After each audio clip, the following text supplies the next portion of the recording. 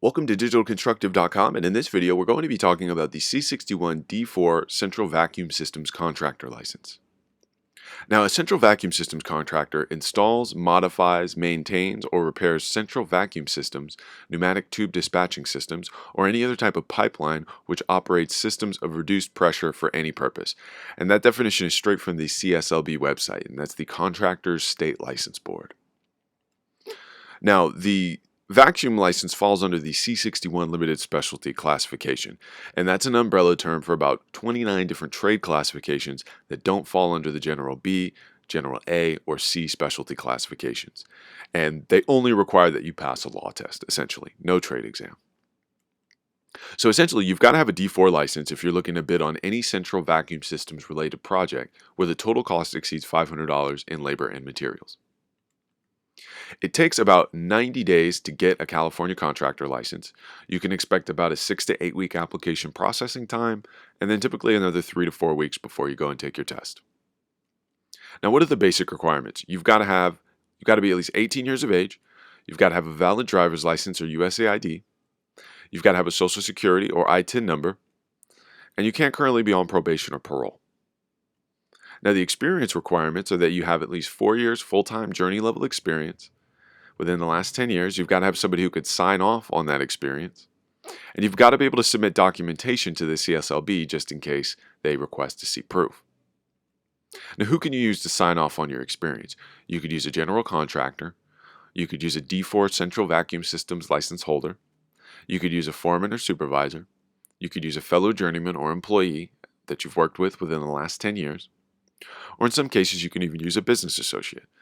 Now, for a little bit more information on filling out the application correctly, you can check out the links in the description of this video. Now, criminal history. Everybody has to do live scan fingerprinting when they apply for a California contractor license. Be honest on the application if you do have a criminal record.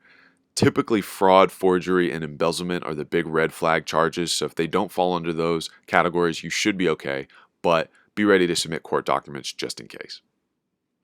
Now, what's on the exam? It's only one test. It's going to be the CSLB Law and Business Test. So you'll do an exam that's going to have 115 questions specifically on contractor law. You'll have 3 hours to complete the exam. It's multiple choice. It's done on site on a computer. And if you need to, you can bring a translator the day of the exam.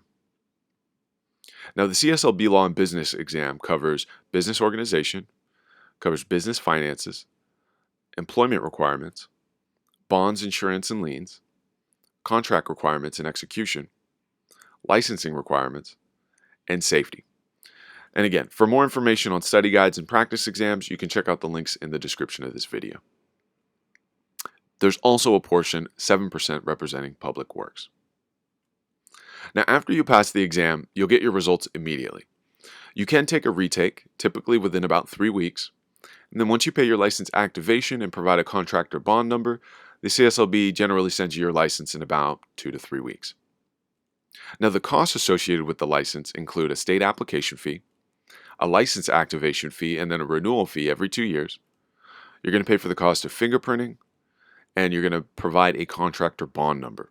Now, at the end of this video, you'll see an option to see the most up-to-date California contractor license costs, and I suggest you check out that video. In conclusion, getting your license can be a very smooth process if you've got the correct information, if your application's filled out correctly, and then obviously you pass the exam the first time. And these are all things we can help you with here at digitalconstructive.com. Just want to thank you for watching. Any more information on getting licensed, bonded, trade skills, and more, you can like and subscribe to our channel, and any questions that you have, drop them in the comments. But again, thanks for watching, and this is digitalconstructive.com.